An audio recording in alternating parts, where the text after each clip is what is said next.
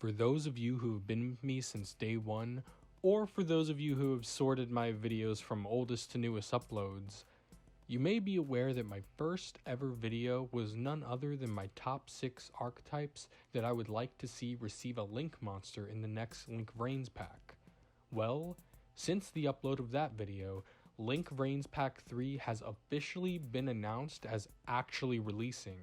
And though we have no details at the time of me scripting this video about the contents of the pack, here are 6 more Link monsters I would like to see in Link Vrains Pack 3.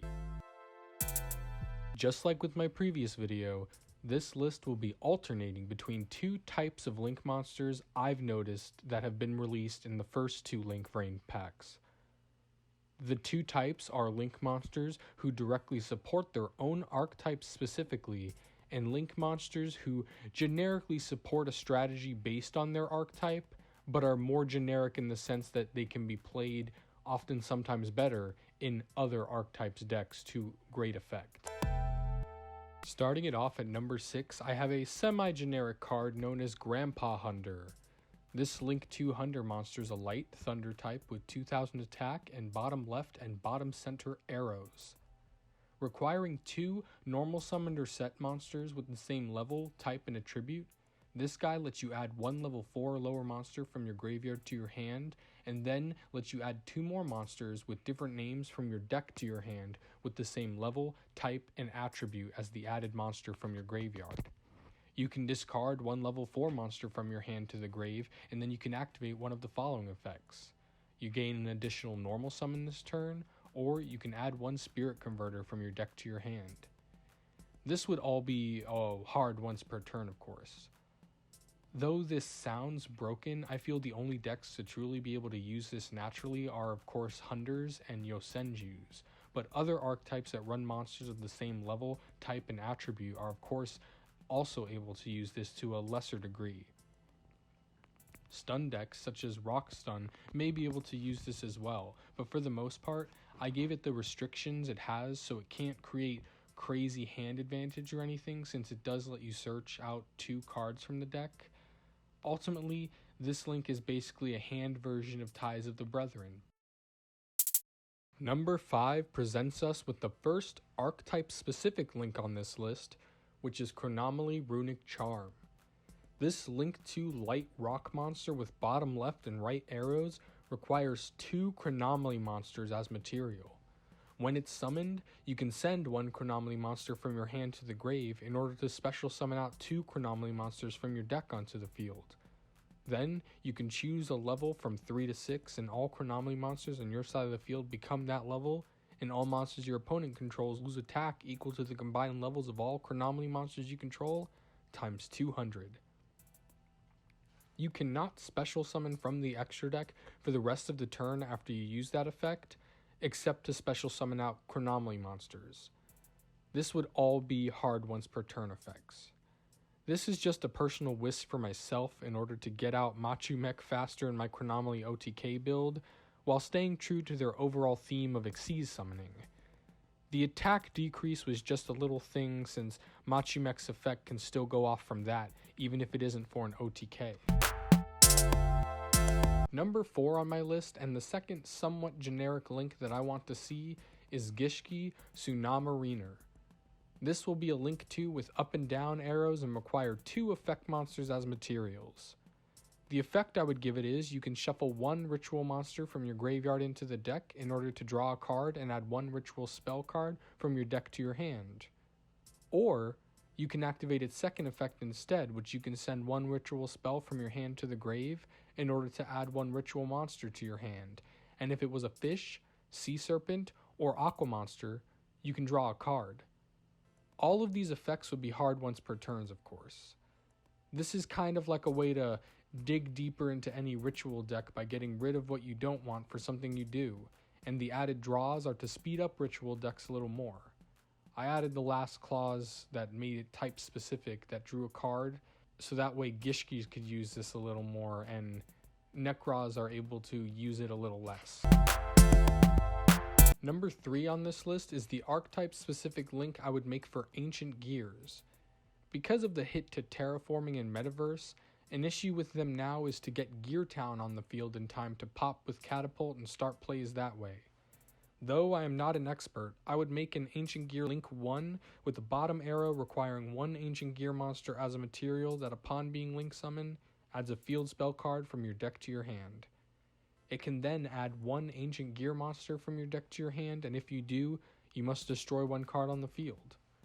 Finally, when Ancient Gear Spring is destroyed by a card effect, which includes his own effect, you can add one Ancient Gear spell or trap from your deck to your hand, but you cannot set cards for the rest of the turn. Though this link isn't focused on fusion despite being an Ancient Gear card, I think it allows for enough starter plays to warrant it to be a fair addition to the deck. For our number 2 spot, it should be a generic Link monster, but to be quite honest, I decided to make the last 3 in this list archetype locked, since thinking of making effects good but not abusable is really hard, especially when you're thinking of generic terms. So, for my number 2 pick, an archetype deserving of getting a Link monster in Link Vrains Pack 3 is Iron Chains. The Iron Chain archetype strategy has always intrigued me. Some say a deck focused on burning and milling is counterproductive, for in the end only one of those 2 win conditions will be fulfilled. If you don't lose, that is, which is highly likely if you play Iron Chains. I would argue and look at the positive side though, and say that Iron Chains are just going 2 different directions, potentially doubling their chances of success, since they're not putting all of their eggs into one basket. I would have a Link 1 monster for them with a downward right pointing arrow requiring an Iron Chain monster as material with the effect to have your opponent send the top 3 cards of their deck to the grave when it's Link summoned. As long as it's on the field, your opponent takes 200 damage for each card sent from their deck to the graveyard. This card may seem quite plain on paper, but the beauty of it is that it's loopable. You can summon the first Iron Chain Goblin, have its effect activate to mill 3 cards, use it as a material to bring out a second one to the field, mill 3 more, and then loop the final one to have a total of 9 cards milled and 1800 damage inflicted to your opponent. Locked into Iron Chains, this still won't do anything, but it may lead to actual pressure being put on your opponent, leading to the deck being at least a little more viable.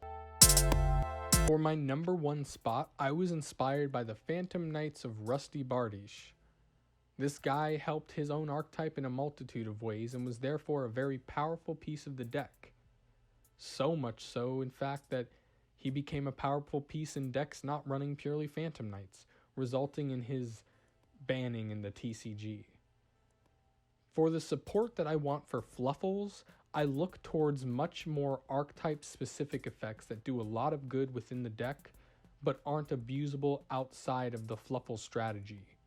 Meet Frightfur Seamstress. Requiring 2 Fluffle or Edge Imp monsters as Link materials, this light fiend with 1600 attack and downward left and right arrows has the following multi-purpose effect.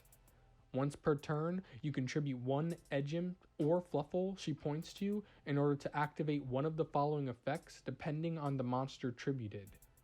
Tributing a Fluffle lets you special summon an Edge Imp monster from your deck, and tributing an Edge Imp lets you add a Fluffle from your deck to your hand.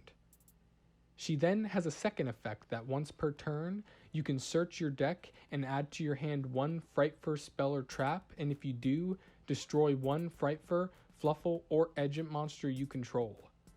My thinking is that with the first effect, she can get out specifically named Edge Imps for fusions, or add a Fluffle to your hand, which can either use an effect that activates in hand, be used for Saber's effect, or just have it in hand for polymerization plays.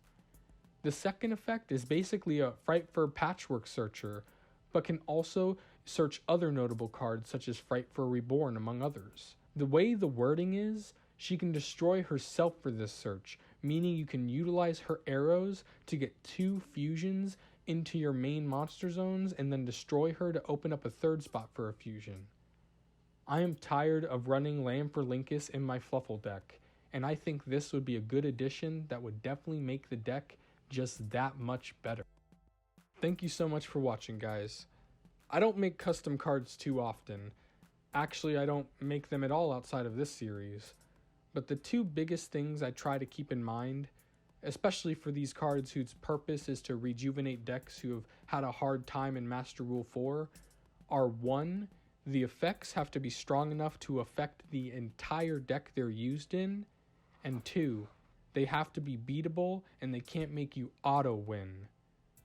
A balance between weak and strong card design is the reason Konami doesn't have a million random dudes under their payroll helping design cards. But regardless of these fun, fake cards I came up with, what do you guys think about the archetypes I chose? What would you like to see in Link Vrains Pack 3? I'm JC Theater Yu-Gi-Oh! And I'm desperate for subscribers, so help me out and subscribe. Thank you so much for watching. See ya!